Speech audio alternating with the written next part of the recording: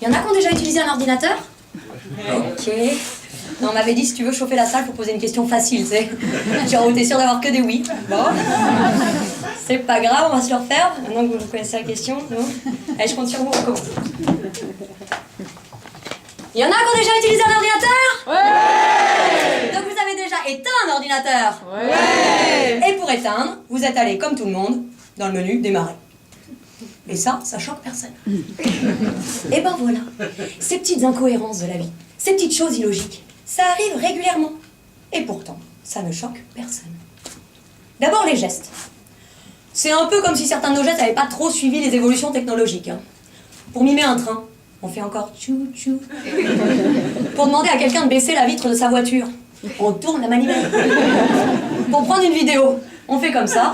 Et puis pour tirer la chasse, eh ben on tire une chaîne. En même temps, si on faisait que des gestes en adéquation avec notre époque, on serait sans doute moins explicite. Hein. Démarrer le train, baisser la vitre, lancer une vidéo, tirer la chasse. D'ailleurs, on devrait plus dire tirer, mais pousser la chasse. Ah bah, c'est logique, même les enfants le savent. Aux toilettes, on pousse. Quoique moi, je me suis fait tirer une fois. Une fois, elle a dit une fois. Ça va. Une fois.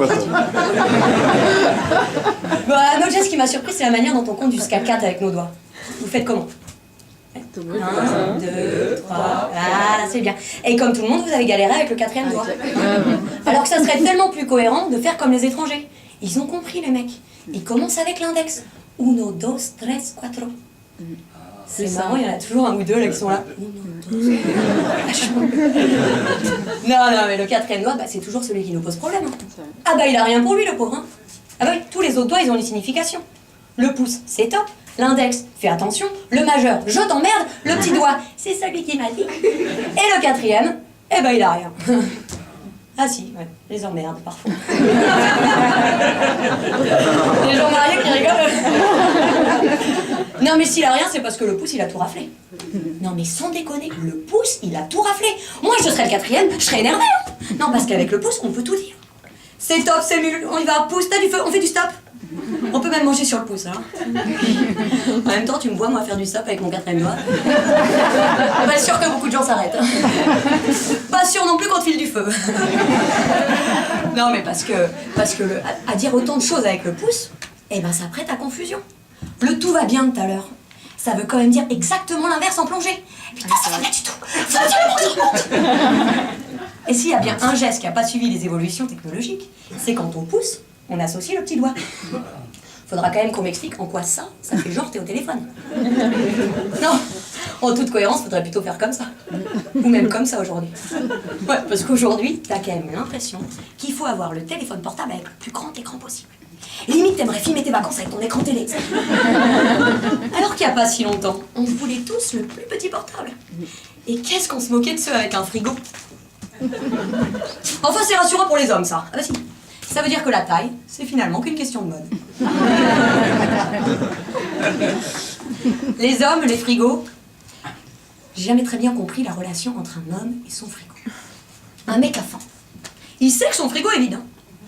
Il ouvre son frigo. C'est confirmé, il est bel et bien vide.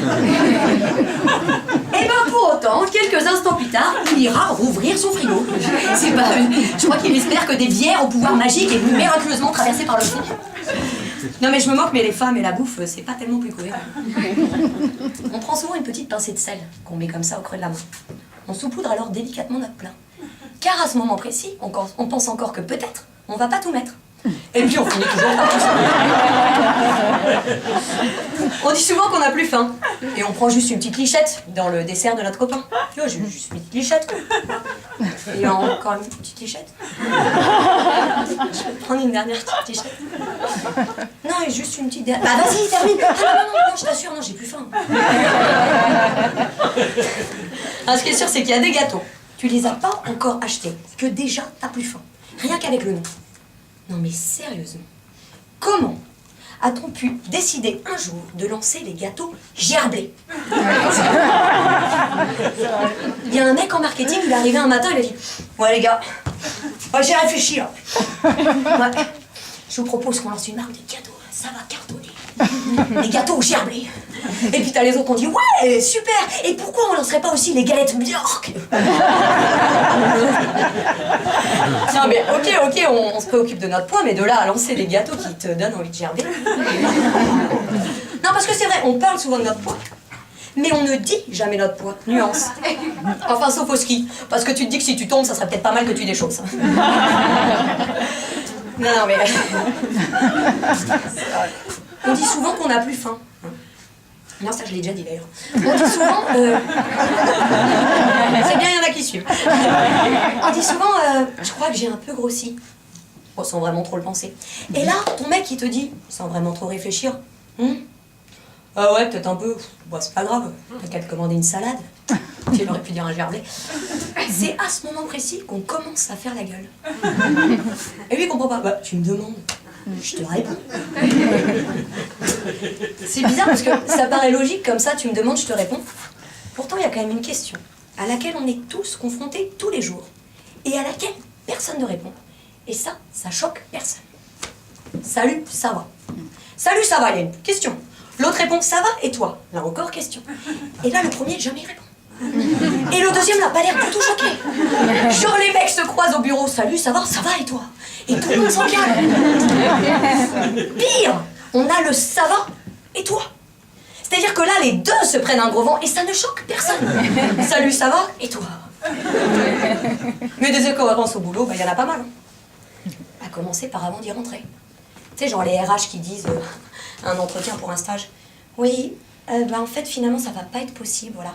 Parce qu'on recherche quelqu'un qui a déjà une expérience dans le domaine. Mais comment tu veux que j'ai une expérience si pour avoir cette expérience, j'ai justement besoin de cette expérience? Et des expériences au boulot, parfois, on se demande pourquoi on va en vivre.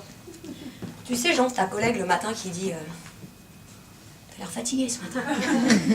Façon polie de dire que t'as une sale gueule. En plus, t'es un peu dégoûtée parce que t'étais pas particulièrement fatiguée ce matin-là. Et puis elle continue, tu sais, non, sérieux, non, ça va, t'es sûr? Non, t'as des petits yeux, t'as... Oui, bah désolée d'être moche. Et puis après, tu réponds à cette petite question, tu sais, le petit sourire là, comme ça. Le sourire que tu sais pas s'il est gentil ou s'il est méchant.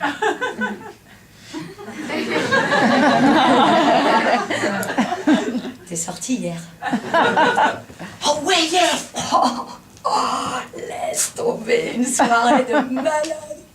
Tu parles, t'étais toute seule chez toi sous ta couette à mater ta petite série. T'as une sale gueule parce que t'as une sale gueule, qu'est-ce que tu veux que je te dise?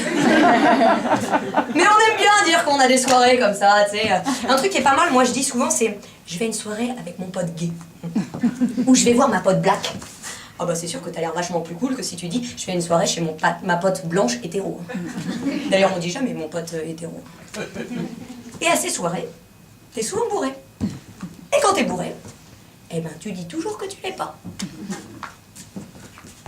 Je suis pas bourré. Ah, je suis pas bourré. Et la preuve.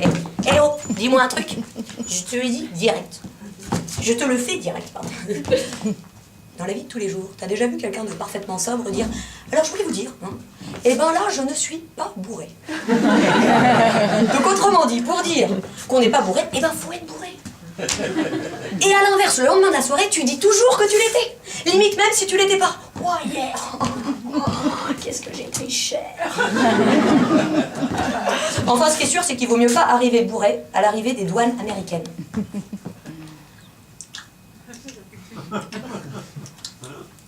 Next. Miss. Come in. Are you drunk? Ah no, of course not. Less than 2 grams, hein, for sure. Do you have drugs in your bag? Ah no, not me. Do you have a gun in your luggage? Yes, of course I have a gun, because I want to make an attentat pendant que tu y es. Et là, j'ai compris qu'on n'avait pas le même. Et je suis repartie en avion, bah, comme j'étais venue. D'ailleurs, en avion, j'ai pas très bien compris pourquoi tu dois montrer ton billet 20 fois alors que t'as qu'un seul couloir. Le pire, c'est quand t'arrives au niveau de l'avion, tu sais, l'hôtesse. Toi, tu sais, t'es rang 17. L'hôtesse, elle le sait, t'es rang 17. Et là, t'as quand même l'impression qu'il y a un suspense de malade.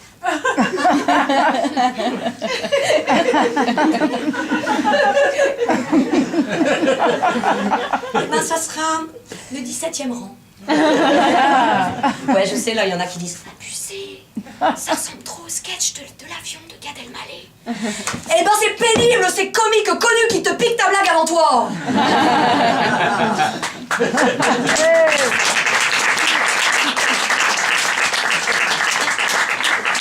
Non, une autre incohérence de transport, c'est quand même les taxis parisiens. Les taxis parisiens, tu sais, ils s'arrêtent comme ça, là, ils baissent la vitre, non, plutôt, ils baissent la vitre, ils te demandent ton chemin, et puis là, ah non, désolé, c'est pas mon chemin, ça m'arrange pas. Non mais tu me vois, moi, dire à mon boss, non, désolé, ce dossier-là, c'est pas mon truc. Ça m'arrange pas. Dans le métro, ce qui m'a choqué, c'est la manière dont les Parisiens, ils montent sur l'escalator, tu sais. Pour gagner quoi, 3 secondes? Est-ce que je saute, moi, dans l'ascenseur pour le faire monter plus vite? Et dans le métro, t'as quand même la photo d'un lapin rose habillé qui dit « Attention, sinon tu risques de te faire passer les mains très fort. » Qui a déjà vu un lapin dans le métro? Et un lapin rose. C'est comme qui a déjà vu une souris verte? Ou un canard jaune.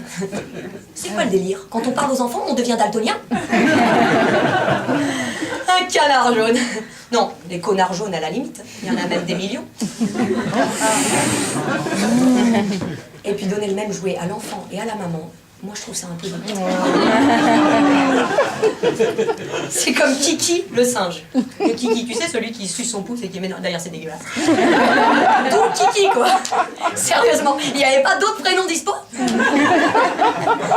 Bah tiens d'ailleurs, les garçons, vous savez faire ça? Tu sais faire ça? Ah bah c'est bien. Tu vois quand tu veux. Tu pourras reboucher le tube de dentifrice ce soir. Non, parce que quand une fille sort avec un mec, t'as l'impression que c'est toujours au bout d'un moment pour le critiquer. C'est un peu comme si les qualités du début devenaient ensuite les pires défauts. Genre au début c'est « Ah mon mec c'est trop cool, il est vachement sportif et tout. » Après c'est « Mais tu me fais chier avec ton foot !» Là il y en a qui en ont marre de la Coupe du Monde. Non mais évidemment c'est pas cohérent. Bah, on le sait, hein. Fuis-moi, je te suis-moi, je te fuis. Bah du coup dans les soirées tu sais où ils te donnent un bracelet au début genre vert t'es célibataire et open, rouge t'es maqué y a pas moyen et orange c'est compliqué. Et ben moi quand j'étais célibataire je mettais le bracelet orange, c'est compliqué, pour donner un peu l'impression que j'étais inaccessible. Ça marchait bien. En revanche maintenant que je suis en couple, et ben je mets le bracelet orange, c'est compliqué. Non, c'est compliqué parce qu'accessoirement, bah, je viens de me faire larguer. Voilà. Il a fait les choses bien, hein. Il a dit ah écoute, non, vaut mieux que ça se termine entre nous, mais t'es vraiment une fille super. Hein. Et d'ailleurs, je vais peut-être m'en mordre les doigts. Hein. Non, je vais peut-être le regretter, peut-être toute ma... Ah, le fais pas alors, connard. Non, mais c'est compliqué parce qu'on se comprend pas. Hein. Mais dans l'autre sens non plus, d'ailleurs. Si une fille dit à un mec, eh ben, tu vois, là, je me sens pas trop à vivre une relation pour le moment. Le mec comprend que quand elle sera prête, il aura ses chances. Alors qu'il a évidemment aucune chance. La preuve, t'en connais beaucoup, toi, des filles qui sont retournées voir le mec en disant « Eh ben voilà, c'est bon, maintenant je suis prête. On sort ensemble ?» Non, du coup, je vais être sympa avec vous, les garçons. Je vais vous proposer un petit décodeur. Si vous demandez à une fille si un jour elle voudra coucher avec vous, eh ben, si elle répond oui, en fait, ça veut dire peut-être. Si elle répond non, ça veut dire aussi peut-être. Mais si elle répond peut-être, alors là, ça veut dire non. J'en suis donc venue à la conclusion suivante. Une femme ferait n'importe quoi pour être aimée, même faire l'amour. Un mec ferait n'importe quoi pour faire l'amour, même aimer. Et pour finir ce sketch, en toute cohérence, eh ben, je vous propose qu'on fasse comme les ordinateurs. On redémarre depuis le début. Là, il y en a une au premier rang. Elle a peur qu'on se retape le sketch depuis le début. Non, par contre, maintenant que vous savez compter jusqu'à 5, je vous propose que vous preniez votre main droite. Voilà. 1, 2, 3, 4, 5. Super. La même chose avec la gauche. 1, 2, 3, 4, 5. Et maintenant, c'est bon. Vous pouvez applaudir.